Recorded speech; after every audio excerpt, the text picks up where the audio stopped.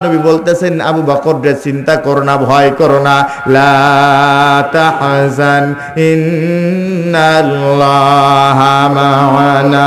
হযরত আবু বকর সিদ্দিক রাদিয়াল্লাহু তাআলা আনহুকে বিশ্বনবী ডাক দেয়া বলতেছেন, আবু বকর চিন্তা করো না, ভয় করো না, আমরা শুধুমাত্র দুইজন নই, আমাদের সাথে আরো একজন রয়েছেন। জোরে কোন তার নাম কি? সেই আল্লাহ এখনো সাহায্য করতে পারে না, পারে না। খাঁটি মুমিনের কয়টা গুণাবলী আলোচনা করলাম? কয়টা? বাকি আছে কয়টা? ধৈর্য থাকবে তো? একটু জিকির করি, সুবহানাল্লাহ ওয়াল হামদুলিল্লাহ, আরো জোরে সুবহানাল্লাহ, লা ইলাহা সুবহানাল্লাহ, লা ইলাহা ইল্লাল্লাহ, লা ইলাহা ইল্লাল্লাহু মুহাম্মাদুর রাসূলুল্লাহ। আলহামদুলিল্লাহ। সূরাতুল আনফাল 2 নম্বর আয়াত আল্লাহ রাব্বুল আলামিন বলেন, ইন্নামাল মুমিনুনা আল্লাযীনা ইযা যুকিরাল্লাহু ওয়াজিলাত কুলুবুহুম ওয়া ইযা তুলিয়াত আলাইহিম আয়াতুহু যাদাতুহুম ঈমানা ওয়া আলা রাব্বিহিম ইয়াতাওয়াক্কালুন। আল্লাহ রাব্বুল আলামিন বলতেছেন, নিশ্চয় যারা মুমিন, নিশ্চয় যারা ঈমানদার, ইযা যুকিরাল্লাহু ওয়াজিলাত কুলুবুহুম, আল্লাহ রাব্বুল আলামিনকে যখন স্মরণ করে আল্লাহর ভয়ে অন্তর কাঁপতে থাকে। জোরে বলি সুবহানাল্লাহ। মুমিন মুন্দার কোয়ালিটি হলাম, খাঁটি মুমিনের কোয়ালিটি হলাম, কোন পাপ কাজের জন্য যখন নিয়ত করেন, পাপ কাজ অন্যায় কাজ করার জন্য যখন সামনের দিকে এগিয়ে যায়, কেউ যদি তাকে পাশ থেকে ডাক দেয়া বলে আল্লাহকে ভয় করো, সঙ্গে সঙ্গে আল্লাহর ভয়ে তার অন্তর কাঁপতে থাকে। আরো জোরে বলে সুবহানাল্লাহ। এই কোয়ালিটি আল্লাহ পাক আমাদেরকে দান করুন, সকলে বলে আমিন। কিন্তু খেয়াল করেন আমার ভাইয়েরা, আমাদের দেশে ইলিশ মাছ বেচে যে মুসলমান, বেচতে গেলে ইলিশ মাছ বিক্রির সময় কম দেয় না, দেয় না?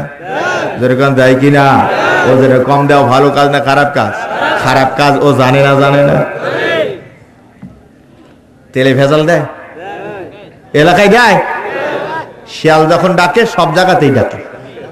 যেরকম ঠিক না বে ঠিক? তাহলে খাঁটি মুমিনের 4 নম্বর গুণাবলী হলো আল্লাহকে যখন স্মরণ হয় আল্লাহর ভয়ে তার অন্তর কাঁপতে থাকে। যেরকম ঠিক কিনা? এরপরে খাঁটি মুমিনের 5 নম্বর কোয়ালিটি হলো আল্লাহ রাব্বুল আলামিন বলেন, ওয়া ইযা তুলিয়াত আলাইহিম আয়াতুহু যাদাতুহুম ঈমানা। যখন তারা আল্লাহর কোরআন তিলাওয়াত করে, কোরআনে কারীম যখন তিলাওয়াত করে, তাদের ঈমান আস্তে আস্তে বেড়ে যায়। জোরে বলি সুবহানাল্লাহ। খেয়াল করেন, যখন জাহান্নামের আলোচনা শোনেন, জান্নাতের নাজ নিয়ামতের আলোচনা শোনে, জিহাদের ময়দানের আলোচনা শোনে, শহীদের মর্যাদার আলোচনা শোনে, তখন ইচ্ছে হয় এখনই যদি সময় পেতাম জিহাদের ময়দানে গিয়ে শহীদ হয়ে এখনই আল্লাহর জান্নাতে চলে যেতাম। এরকমের মনে হয় না, হয় না? কোরআন শুনলে, কোরআন তিলাওয়াত করলে, কোরআনের কথা শুনলে এই মুমিন যারা তাদের ঈমান বাড়ে। যেরকম ঠিক কিনা? খেয়াল করবেন, আরেকজন আছে কোরআন শুনলে, কোরআনের কথা শুনলে, কোরআনের আলোচনা শুনলে তাদের কলিজায় আগুন ধরে। এরকমের মানুষ আছে না নাই? আর যেরকম আছে না নাই? যাত্রার প্যান্ডেল দেখলে রাগ হয় না, নসিমন যাত্রায় রাগ হয় না, মমতাজের গানে রাগ হয় না, সিনেমা হল দেখলে রাগ হয় না, কিন্তু কোরআনের তাফসীর মাহফিল দেখলে কলিজায় দাউ দাউ করে আগুন জ্বলে। জোরে বলুন ঠিক না বে ঠিক? জোরে বলুন ঠিক না বে ঠিক?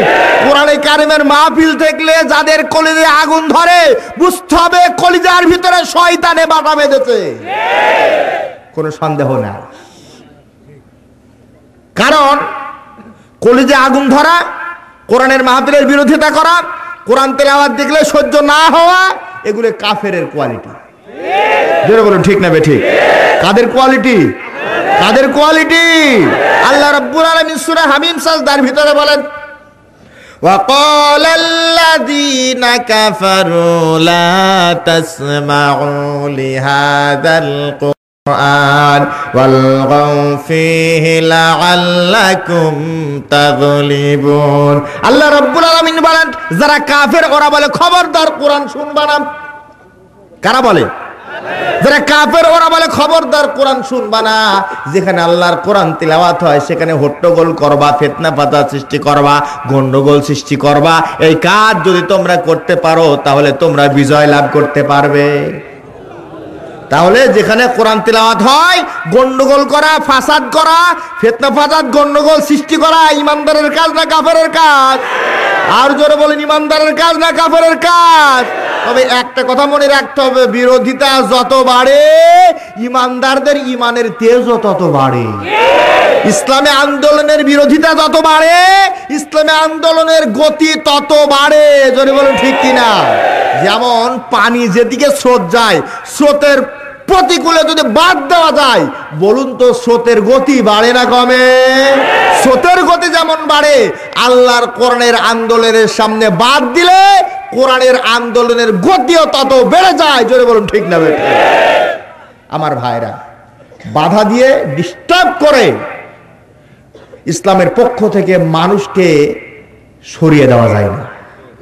জোরে বলুন যায়? আমার ভাইরা খেয়াল করুন, হজ্জের মৌসুমে যে হাজির হলাম, ওলীদ ইবনে মুগিরার নেতৃত্বে মক্কার কাফেরেরা মিটিং বসিয়েছে। কি করা যায়? সকলে বসেছে, মিটিং করতেছে। কোরআন শুনলে মানুষ মুসলমান হয়ে যেতেছে, মানুষদেরকে কোরআন শোনা ঠেকাতে হবে। আমার ভাইয়েরা, শেষ পর্যন্ত একজন বলতেছে, ওলীদ ইবনে মুগিরাকে ডাক দিয়া যে বলতেছে, আমরা কি বলে আব্দুল্লাহর বেটার বিপক্ষে অপপ্রচার চালাবো। একজন ডাক দেয়া বলতেছে, ও আমাদের নেতা ওলীদ ইবনে মুগিরা, তার ব্যাপারে একটা কথা বলা যায় যে সে হলো জাদুকর। জোরে বলি নাউজুবিল্লাহ। আল্লাহ নবীকে জাদুকর ছিলেন? জোরে জবাব দেন, ছিলেন? ওলীদ ইবনে মুগিরা বলতেছে লাভ হবে না, এই কথা বললে মানুষেরা বিশ্বাস করবে না। আর একজন বলতেছে তাহলে আর একটা কাম করা যায়, আব্দুল্লাহর বেটাকে কবি বলে চালিয়ে দেওয়া যায়। আমার নবী কি কবি ছিলেন নাকি? জোরে বলুন, কবি ছিলেন? তার মানে হলো নবী যে দায়িত্ব পালন করেছেন, এই দায়িত্ব পালন করতে গেলে বিভিন্ন কায়দায় অপবাদ দেওয়া হবে। যেরকম ঠিক কিনা? এখনো পর্যন্ত অপবাদ দেয় না, দেয় না? আর জোরে বলুন, দেয় না, দেয় না? কথা বোঝা যায় না, যায় না? আমার ভাইয়ের, কেউ বলতেছে কবি, কেউ বলতেছে জাদুকর, ওলীদ ইবনে মুগিরা বলতেছে লাভ হবে না। সর্বসম্মতিক্রমে শেষ পর্যন্ত সিদ্ধান্ত নিল আল্লাহ নবীকে পাগল বলে ঘোষণা দিতে হবে। আমার ভাইরা, হজ্জের মৌসুমে বাইরে থেকে মানুষের হজ করার জন্য মক্কা এসে হাজির হয়েছে।